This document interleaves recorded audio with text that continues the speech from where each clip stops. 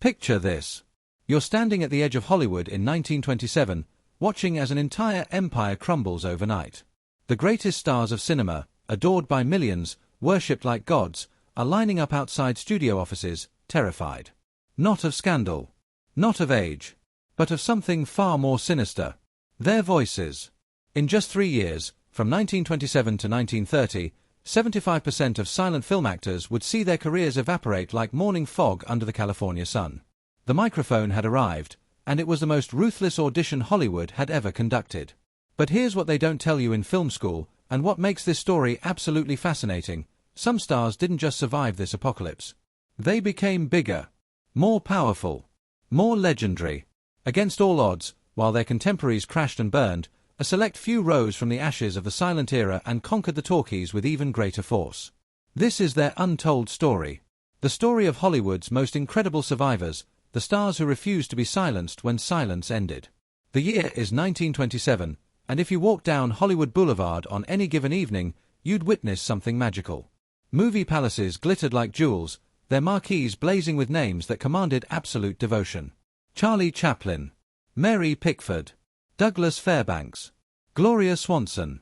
These weren't just actors, they were American royalty. The silent film had reached its artistic zenith, a universal language that transcended borders and connected humanity through pure visual storytelling. Directors like F.W. Murnau and King Vidya were creating masterpieces that spoke directly to the soul without uttering a single word. The pantomime, the exaggerated gesture, the meaningful glance, these were the tools of the trade, and those who mastered them ruled the world. But underneath this golden surface, a revolution was brewing, and it would be more violent and swift than anyone could imagine. On October 6, 1927, Warner Brothers premiered The Jazz Singer at the Warner Theatre in New York City. Ul Jolson appeared on screen and spoke. Actually spoke. Just a few lines at first. Wait a minute, you ain't heard nothing yet. But those words changed everything. Audiences went absolutely insane. They had heard music in films before, they had experienced sound effects, but hearing an actor speak directly to them from the screen was like witnessing magic. The dam had broken. Within months, every studio in Hollywood was scrambling to retrofit their sound stages, to figure out this new technology, to capitalize on what was clearly the future. But in that mad dash toward progress, few stopped to consider the human cost. Few realized that the very skills that had made silent stars so exceptional, the broad physical comedy, the exaggerated facial expressions, the balletic movement, would become liabilities in this new world of naturalistic dialogue and microphone-friendly performances. The transition was brutal and unforgiving. Studios installed cameras in soundproof booths because early microphones picked up every whir and click of the equipment. Actors who had commanded the screen with their physicality now found themselves trapped in static positions, unable to move because the microphone had to stay hidden in the set. The freedom of silent cinema, where cameras roamed and actors danced across lavish sets, was replaced by the prison of early sound technology. Directors who had orchestrated visual symphonies now struggled with the technical demands of synchronized sound. And the actors, the actors faced the most devastating judgment of all. Their voices, never before heard by the public, were now under merciless scrutiny. Did they have the right voice? The right accent? The right cadence? Some stars had built their entire personas on mystery and exoticism, only to have that mystique shattered the moment they opened their mouths. The casualties came fast and fierce. John Gilbert, MGM's leading romantic star and one of the highest-paid actors in Hollywood, saw his career demolished almost overnight. His voice wasn't even that bad. Recent historians have debunked the myth of his high-pitched voice, but his speaking style didn't match the sophisticated lover image he'd cultivated in silence. Vilma Banki, the Hungarian beauty who had captivated audiences worldwide, couldn't overcome her thick accent in English-language films. Mae Murray, once one of the most popular actresses in Hollywood, made a few talkies that flopped, and by the early 1930s, she was essentially finished. Norma Talmadge, one of the biggest stars of the silent era who had her pick of any role she wanted, recorded a few sound tests, recognized that her voice didn't work, and simply retired. She reportedly said, "You can have the talkies. I'm finished." And she was only 33 years old. But this isn't a story about failure. This is a story about the remarkable few who looked at this seemingly insurmountable obstacle and said, "Watch me." These were the actors and actresses who possessed not just talent, but adaptability. Who had beautiful or distinctive voices that actually enhanced their screen personas. Who understood that the fundamentals of great acting, truthfulness, emotional depth, character understanding, transcended the medium. These were the performers who studied, who worked with voice coaches, who embraced the new technology rather than feared it.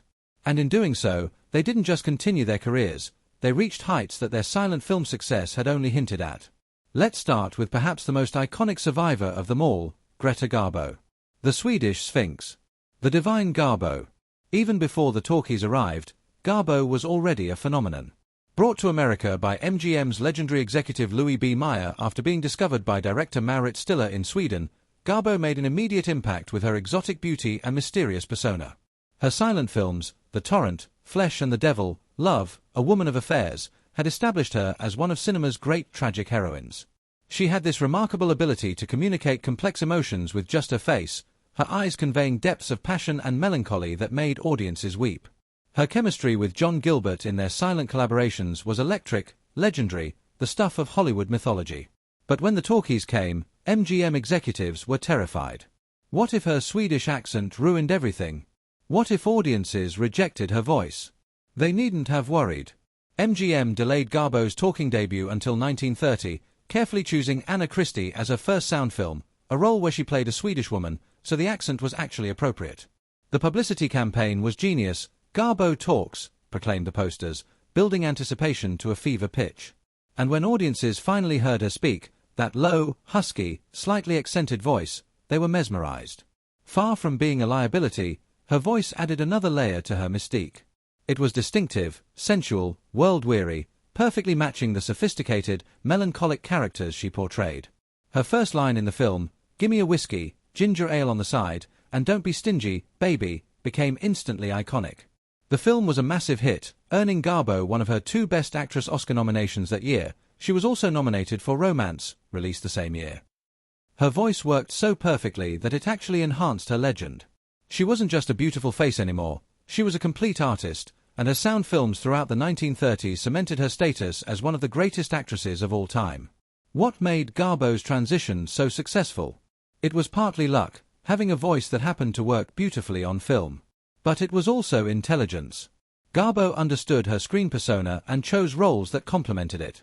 She worked with exceptional directors like Clarence Brown and George Cukor who knew how to showcase her talents.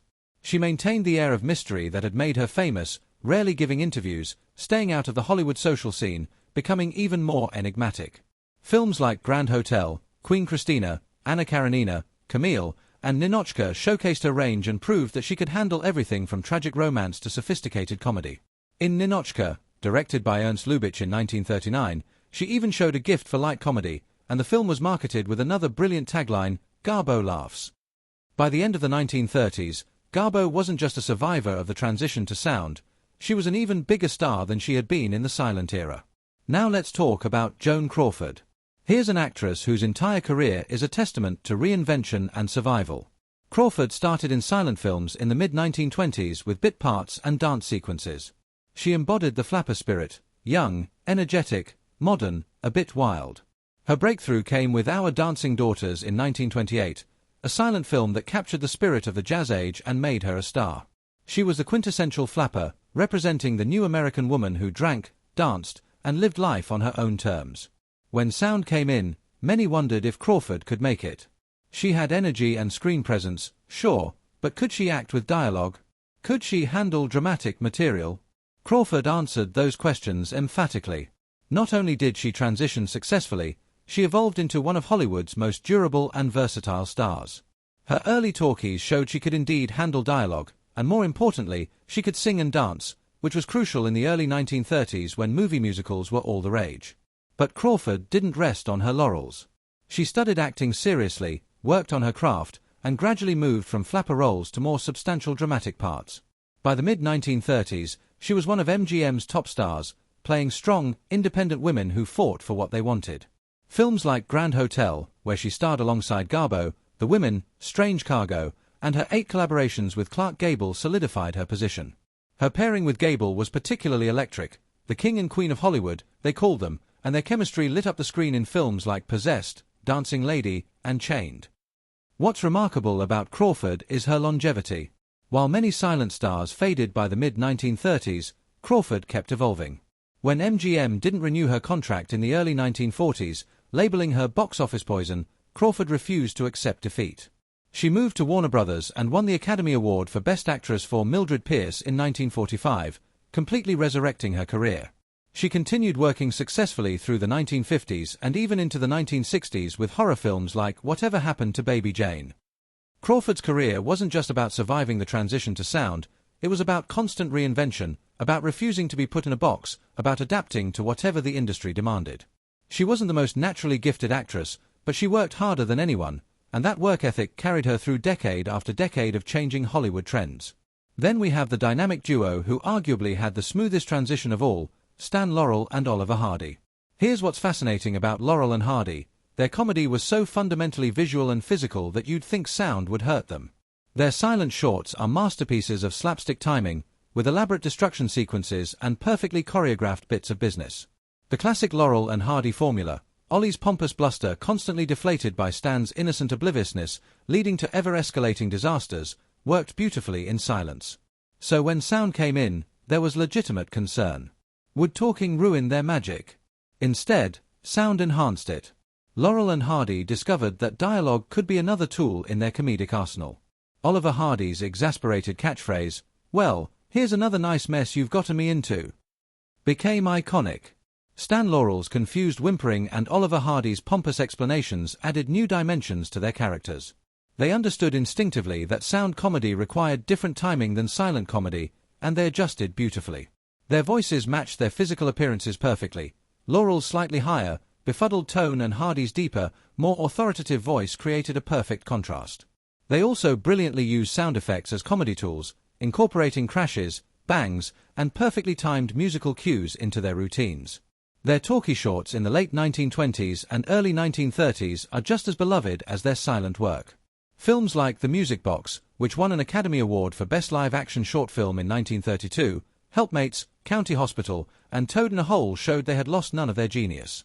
When they moved to feature films, starting with Pardon Us in 1931, they proved they could sustain their comedy over longer formats. Movies like Sons of the Desert, Way Out West, and Blockheads were big commercial successes and remain classics of film comedy. Laurel and Hardy understood that their core dynamic, the relationship between these two characters, was what audiences loved, and that dynamic worked whether they were speaking or not. They also had incredible control over their material, particularly Stan Laurel, who was essentially the creative force behind the team. This artistic control allowed them to maintain quality and ensure their comedy worked in the new medium. Let's talk about the men who became leading men in the talkie era, starting with Clark Gable. Gable is an interesting case because he actually had very little success in silent films. He appeared in a few silents in 1931, essentially as an extra, but his career didn't really begin until the talkies. However, it's worth discussing him because he represents the new type of star that the sound era created, the virile, masculine, no-nonsense American man whose voice was essential to his appeal. Gable's voice, that distinctive baritone with a slight working-class edge, became one of his greatest assets. He didn't sound like the refined, theatrical leading men of the silent era. He sounded real, modern, relatable, yet still commanding and powerful. But let's focus on actors who actually were stars in silence and became even bigger in talkies. Ronald Colman fits this description perfectly.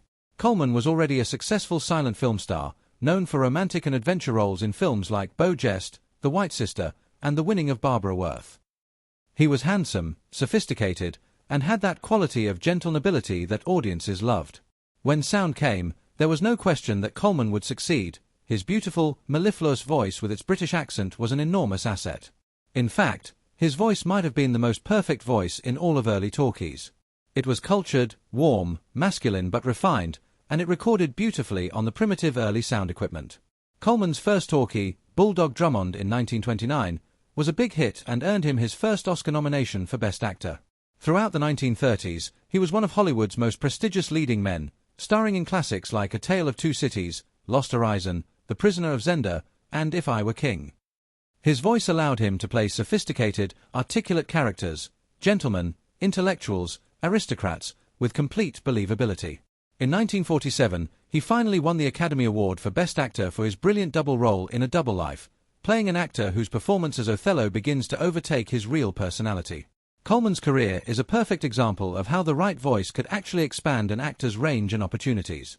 He went from being a successful silent star to being an even more successful sound star, with his voice becoming as much a part of his trademark as his good looks. William Powell is another fantastic success story. Powell had been in film since the silent era, usually playing villains because of his dark features and intense eyes. He was a working actor, successful but not a major star. Sound changed everything for him.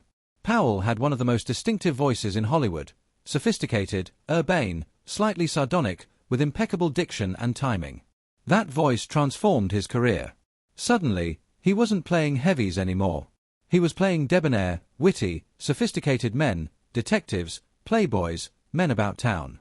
His role as Philo Vance in a series of detective films in the early 1930s established him as a leading man, but it was The Thin Man in 1934 that made him a superstar.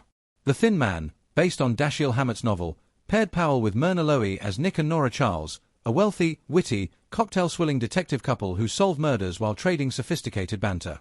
The chemistry between Powell and Loewy was instant and magical, and Powell's smooth, rapid-fire delivery of the wisecracking dialogue was perfection. The film was a massive hit and spawned 5 sequels.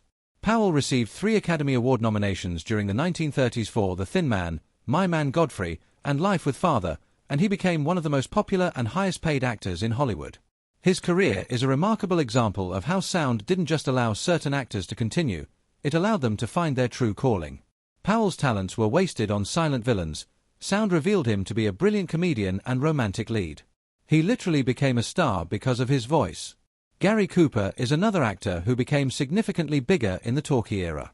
Cooper had been in silent films, starting as an extra and working his way up to leading roles, but he wasn't a major star yet. He was handsome in that lanky, all-American way, and he had a natural quality on screen that was appealing. When sound came, Cooper's voice, that slow, slightly drawling, laconic delivery, turned out to be perfect for a new kind of American hero. Cooper didn't rush his dialogue. He thought before he spoke. He had this quality of innate decency and moral authority that came through in his voice as much as his face. His taciturn, man-of-few-words style became his trademark and made him one of Hollywood's most bankable stars for 3 decades. Cooper's talkie career included some of the most iconic films and performances in Hollywood history. He played the title role in Sergeant York, winning his first Academy Award for Best Actor in 1941. He starred in The Pride of the Yankees as Lou Gehrig, delivering the famous farewell speech that still makes audiences cry. He gave one of cinema's greatest performances in High Noon, winning his second Best Actor Oscar, in a role where his minimalist acting style perfectly captured a man facing his conscience and his fears. His final film, The Naked Edge, was released shortly before his death in 1961, capping a remarkable 35-year career in talkies. Cooper's success proves that sound actually rewarded naturalism and authenticity, qualities that would serve him throughout his long career. Now let's talk about the women who not only survived but thrived in the talkie era. Norma Shearer is a particularly interesting case.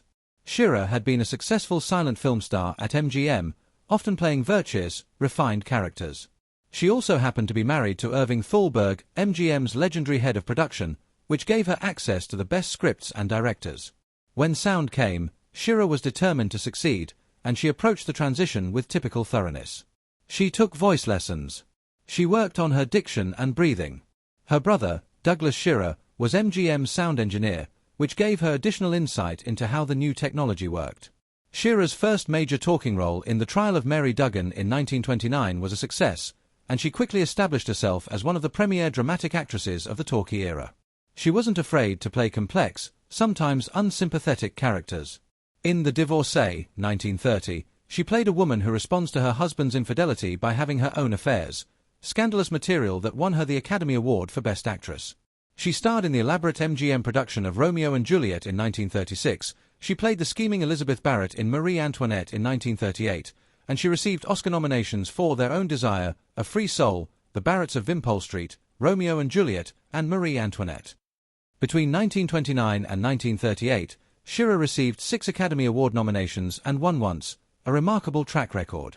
She retired while still at the height of her powers after Thalberg's death in 1936, making just a few more films before leaving Hollywood in 1942.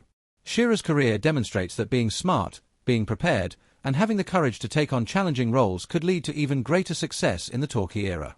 Janet Gaynor is another wonderful success story. Gaynor had the distinction of winning the very first Academy Award for Best Actress at the first Oscar ceremony in 1929, honored for her performances in 3 silent films, Seventh Heaven, Street Angel, and Sunrise, A Song of Two Humans. She was the quintessential silent film heroine, delicate, sweet, vulnerable, with an expressive face that could break your heart. She specialized in playing waifs and working-class girls who persevered despite terrible circumstances. Many predicted that she wouldn't make it in talkies, that her type of performance was too sentimental for the more realistic sound era. They were wrong.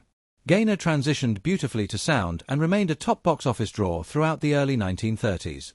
She made successful musicals like Sunny Side Up with Charles Farrell. She handled dramatic material in films like A Star is Born, 1937, for which she received her second Academy Award nomination, and she proved herself to be a complete actress. Her voice was gentle and pleasant, matching her screen persona perfectly. What's impressive about Gaynor is that she didn't try to change her image dramatically for the talkies.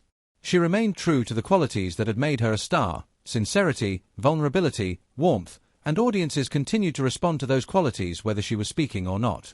She was one of the top box office stars from 1929 to 1932, and she retired from films at the height of her success in 1938 after marrying costume designer Adrian. Gaynor proved that sweetness and light comedy could work just as well in talkies as in silence, as long as the performer was genuine. Let's discuss some actresses who started in silence but became major stars primarily in the talkie era. Barbara Stanwyck is a perfect example. Stanwyck appeared in a few silent films at the very end of the silent era, but her career really began with her role in The Locked Door, 1929, one of the early talkies. Unlike many actresses of her era, Stanwyck didn't come from money or privilege. She'd been a chorus girl and a struggling actress before breaking into films. This working-class background gave her an authenticity and toughness that came through in her performances. Her voice had a distinctive quality, slightly husky, direct, with a Brooklyn accent she never completely lost and never really tried to hide. Stanwyck became one of Hollywood's most versatile and respected actresses. She could do anything: melodrama in Stella Dallas, earning an Oscar nomination; screwball comedy in The Lady Eve and Ball of Fire, another Oscar nomination; film noir in Double Indemnity, yet another Oscar nomination; and westerns like Union Pacific, and later in her career, TV's The Big Valley. She worked constantly, making 4 or 5 films a year during the 1930s and 1940s, and she was known as one of the most professional, prepared, and hard-working actresses in Hollywood. Directors loved her because she always knew her lines, hit her marks, and gave emotionally honest performances. She received 4 Academy Award nominations but never won the Oscar, though she did receive an honorary award in 1982 in recognition of her superlative creativity and unique contribution to the art of screen acting. Stanwyck's career is interesting because she's an actress who really needed sound to show her full range. Her toughness, her intelligence, her emotional complexity, these all came through in her voice and her dialogue delivery as much as in her face. Claudette Colbert is another actress who became a much bigger star in talkies than she ever was in silence. Colbert had been on Broadway and had made a few silent films, but her real stardom began with the talkies. She had a sophisticated, slightly arch quality that worked perfectly in sophisticated comedies, and her French accent, she was born in France, added to her charm. Colbert became the queen of screwball comedy, starring in classics like It Happened One Night, for which she won the Academy Award for Best Actress in 1934, Midnight, and The Palm Beach Story. She was also excellent in drama, receiving Oscar nominations for Private Worlds and Since You Went Away. What made Colbert so successful was her intelligence and her professionalism. She was very particular about how she was photographed, insisting on being shot from her left side, which she considered her better angle, and she had strict control over her lighting. She was also extremely shrewd about her career, negotiating excellent contracts and carefully choosing her roles. Like William Powell, Colbert's wit and sophistication needed sound to be fully appreciated. The rapid-fire banter of screwball comedy required perfect timing and delivery, and Colbert was a master at it. She remained a top star through the 1930s and 1940s, and she continued working in film, television, and theatre into the 1980s. Colbert is another example of an actress whose true talents were unlocked by the advent of sound. Myrna Loewy started in silent films, usually playing exotic vamps and villainess due to her distinctive features. Studios didn't quite know what to do with her at first, often casting her as Asian or Latin characters despite the fact that she was from Montana. Sound changed everything for Loewy. Once audiences heard her voice, warm, intelligent, slightly teasing, they realized she was perfect for playing sophisticated, witty, modern women. Her career transformation really took off when she was paired with William Powell in Manhattan Melodrama in 1934, and especially in The Thin Man later that same year. As Nora Charles opposite Powell's Nick Charles in the Thin Man series, Loewy created one of cinema's great female characters, a woman who was her husband's equal in intelligence, wit, and adventurousness. Nora wasn't a sidekick or a victim, she was a partner. Audiences loved her, and Loie became one of the most popular actresses of the 1930s and 1940s. She was voted Queen of Hollywood in a 1936 fan poll, and she starred in a remarkable string of hits including The Best Years of Our Lives, The Bachelor and the Bobbysocks, Mr. Blandings Builds His Dream House, and many others. Like several other stars we've discussed, Loie's real talents needed sound to emerge. Her intelligence, her wit, her gift for light comedy, none of that was apparent when she was playing silent film temptresses. Sound revealed her to be one of Hollywood's most charming and talented actresses. Now, why did these particular stars succeed when so many others failed? What separated the survivors from the casualties? First and foremost, they had voices that either worked naturally on film or that they trained to work on film. Sound recording in the early talkie era was primitive, and certain voices simply didn't record well. Some voices sounded thin or harsh through the microphones of the time. Accents that had been invisible in silent films suddenly became major obstacles. The stars who succeeded generally had voices that were pleasant, distinctive, and that matched their screen personas. Garbo's husky, accented voice added to her mystery. Powell's urbane tones were perfect for sophisticated comedy. Cooper's laconic drawl embodied American masculinity. These voices enhanced rather than contradicted their images. Second, these stars understood that the fundamentals of good acting remained the same regardless of technology. Truth, emotion, character understanding, these things mattered whether you were speaking or not. Many silent stars had relied heavily on exaggerated pantomime and facial expressions, and these techniques looked ridiculous in the more naturalistic world of talkies. The survivors understood that sound required more subtle, restrained performances. They adapted their techniques without losing the emotional core that had made them effective in silence. Third, many of these stars worked incredibly hard to master the new medium. They took voice lessons. They studied diction and breath control. They learned to work with the new technical limitations of sound recording. Crawford is famous for taking her career seriously and constantly working to improve her craft. Shira worked with voice coaches and studied the new sound technology with her brother. They didn't just coast on their past success, they recognized that this was essentially a new art form and they needed to learn it. Fourth, they were smart about choosing their material. Garbo's first talkie was carefully selected to accommodate her accent. Laurel and Hardy chose projects that played to their strengths while incorporating sound as an additional tool. Crawford evolved from flapper roles to dramatic parts that showcased her expanded range. These stars understood their own gifts and limitations and made choices accordingly. They didn't try to fight against their natural qualities, they found ways to use them. Fifth, many of these stars had the advantage of being under contract to major studios that were invested in their success. MGM, for instance, had a lot riding on Garbo, Crawford, and Shira succeeding, so they gave them the best scripts, directors, and production values. These stars weren't just thrown into cheap quickie talkies to see if they could swim, they were carefully launched in prestigious productions designed to show them at their best. The studio system, for all its flaws, did provide resources and support that helped stars make the transition. Finally, and perhaps most importantly, these stars had that indefinable quality called charisma. There was something about them that transcended the medium. Whether you heard them or not, they commanded attention. They had screen presence. When they walked into a scene, you couldn't take your eyes off them. This kind of magnetism couldn't be taught or manufactured, and it worked in any medium. The technology might have changed, but the fundamental connection between these stars and their audiences remained. People wanted to watch them, wanted to see what they would do next, wanted to follow their careers. That loyalty carried many of them through the difficult transition period. It's also worth noting that the stars who succeeded often displayed remarkable resilience and adaptability throughout their careers, not just during the transition to sound. Crawford's later comeback after being labeled box office poison, her successful shift to horror films in the 1960s, these showed the same qualities that got her through the sound transition. Stanwyck's move from films to television with The Big Valley in the 1960s showed continued adaptability. These weren't people who rested on their laurels. They were fighters, constantly evolving, constantly looking for the next challenge. The transition to sound also revealed that Hollywood was actually quite good at propaganda and myth-making when it suited their purposes. The story of silent stars failing because of bad voices became the dominant narrative, but it was often more complex than that. John Gilbert's career decline, for instance, had as much to do with changing tastes, poor script choices, and possibly studio sabotage as it did with his voice. Norma Talmadge's retirement was portrayed as a failure, but she was already thinking about retiring and simply chose not to fight the new technology.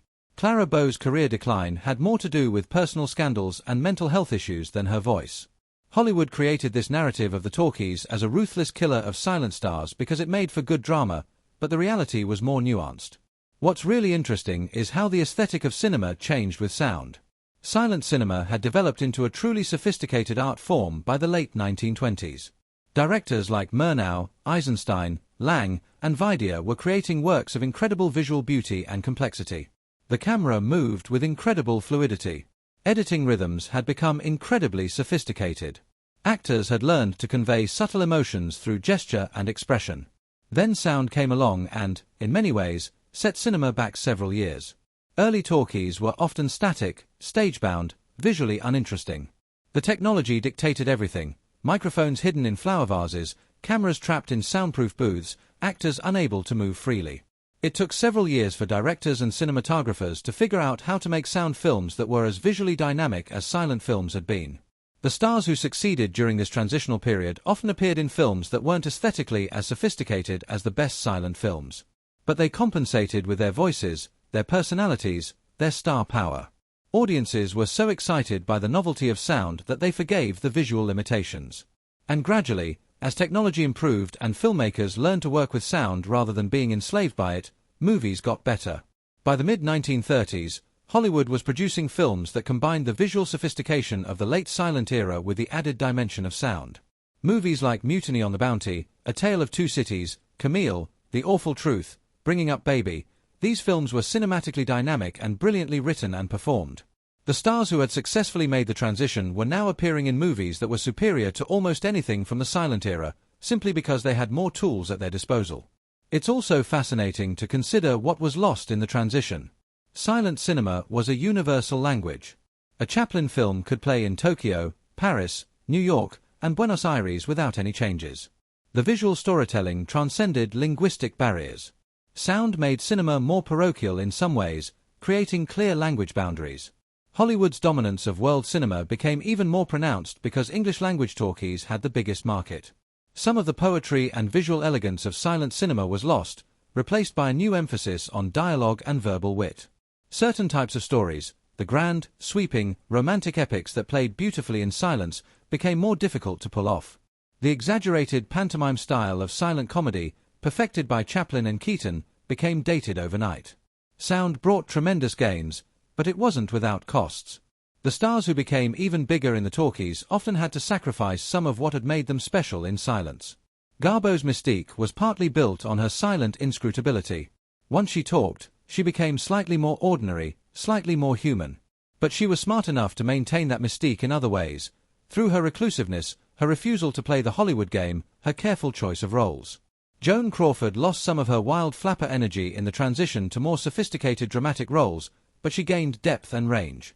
Laurel and Hardy's comedy became slightly less physical and more verbal, but they were talented enough to make that work. These stars understood that evolution was necessary, and they accepted it rather than fighting it. One thing that strikes me about the stars who succeeded is that many of them had longer careers than they might have had if the silent era had continued. The silent era was very youth-focused, particularly for women. Actresses were often considered over the hill by their early 30s. But sound allowed for a different kind of stardom. Claudette Colbert was in her 40s when she made some of her best films. Stanwyck worked regularly into her 70s. William Powell remained a star into his 50s. Sound valued maturity, sophistication, life experience in ways that silent cinema often didn't.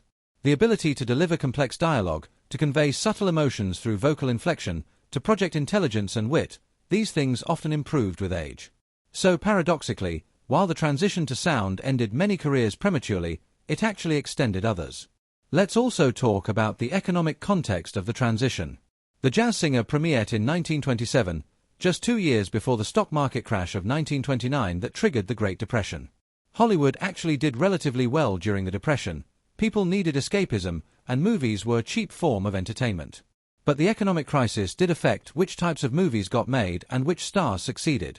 The escapist musicals of the early 1930s, the sophisticated screwball comedies, the gangster pictures, these were all responses to the Depression-era audience's needs. Stars who could provide escapism, humor, and glamour thrived. The transition to sound and the Depression happened almost simultaneously, and they reinforced each other's effects. Some silent stars might have survived the technical transition but couldn't adapt to the changing economic and social landscape. The stars who became bigger in the talkies often were those who best embodied what Depression-era audiences wanted to see.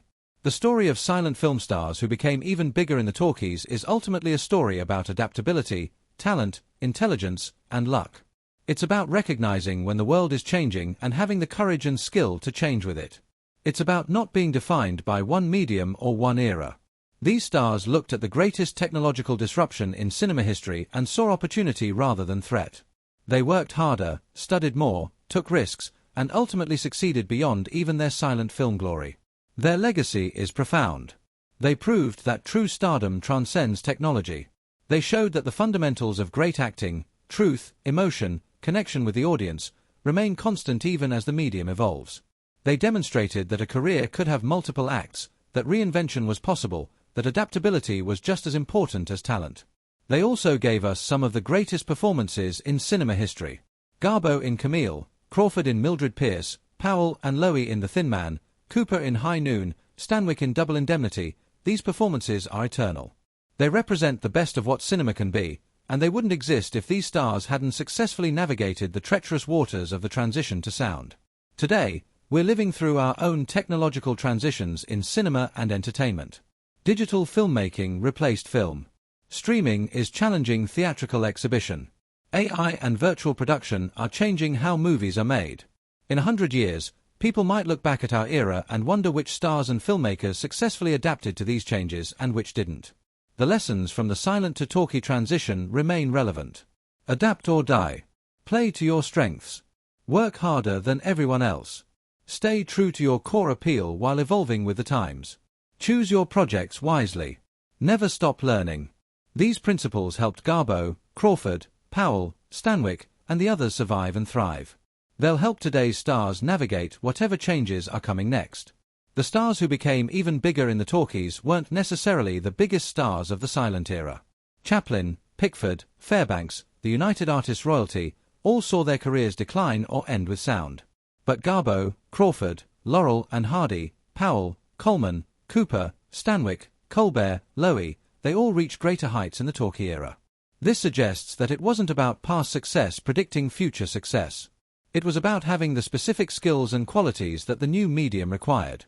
Silent film stardom was its own thing, and talkie stardom was different. The actors who succeeded were those whose talents aligned with what talkies needed, whether or not they'd been the biggest stars of the silent era. As we wrap up this exploration, it's worth reflecting on what these stories tell us about Hollywood, about show business, about career, about adaptability. Hollywood has always been a ruthless industry with a short memory. The stars of today can be forgotten tomorrow. No amount of past success guarantees future success. But the flip side is also true. Obstacles can be overcome, reinvention is possible, and second acts are real. Joan Crawford being labeled box office poison and then winning an Oscar a few years later.